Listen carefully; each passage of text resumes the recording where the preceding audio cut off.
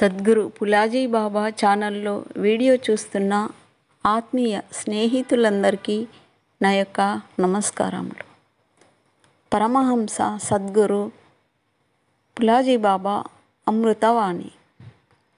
ఒక గురువు ఒక శిష్యుడికి ప్రతిరోజు ఒక పావు కప్పు నెయ్యి తింటే ఆరోగ్యంగా ఉంటుందని సలహా ఇస్తాడు.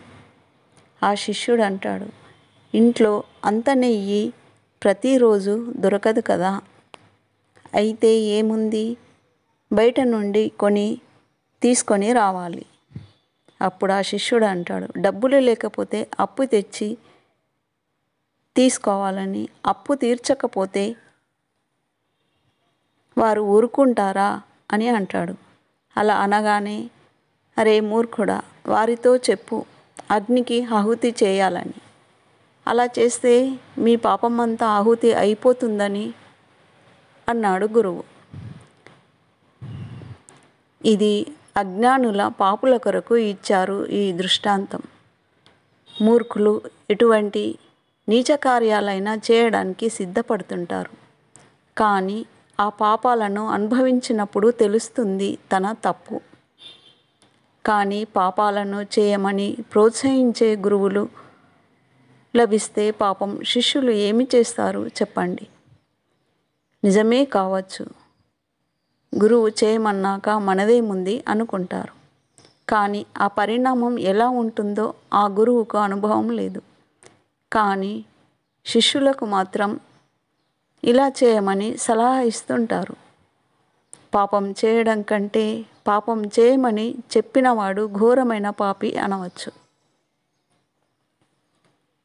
ఒక గురువు తన శిష్యుడితో, నీవు వెళ్ళి గదిలో చీకటిని బయటకి తరిమేయమని చెప్తాడు. ఆ శిష్యుడు ఒక గంప తీసుకెళ్ళి చీకటిని ఎత్తే ప్రయత్నం చేస్తుంటాడు. మరో శిష్యుడు వచ్చి నీవేమి చేస్తున్నావని అడగగానే, చీకటికి బయటకి పంపిస్తున్నానని, గురువు చేయమన్నారని నేను అదే పని చేస్తున్నాను అంటాడు. దానికి రెండవ వాడు, ఇంత శ్రమ దేనికి, నీవు లోపలికి వెళ్ళి దీపం వెలిగించి తీసుకొని రా, చీకటి దానంతటదే బయటకు వెళ్తుందని సలహా ఇస్తాడు. అప్పుడు అతనికి అర్థమవుతుంది.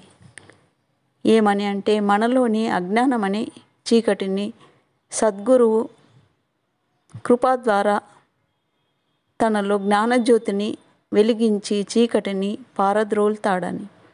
అందుకే సద్గురు మార్గంలో, వారి సాంగత్యంలో, ధ్యాన సాధన ద్వారా మనము ఉద్ధరించబడతాము.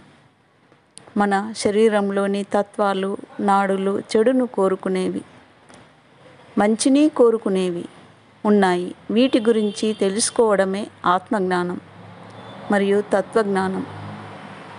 తత్వజ్ఞానము తెలిసిందంటే విశ్వజ్ఞానం తెలుస్తుంది. విశ్వజ్ఞానం తెలిసిందంటే విజ్ఞానం అర్థమవుతుంది.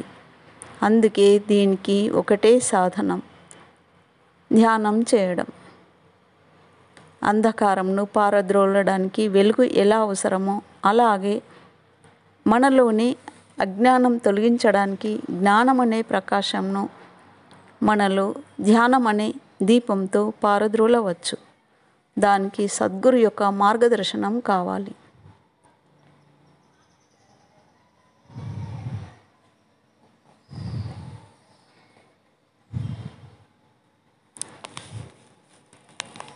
जय सद्गुरु पुलाजी बाबा, सब संतन की जय।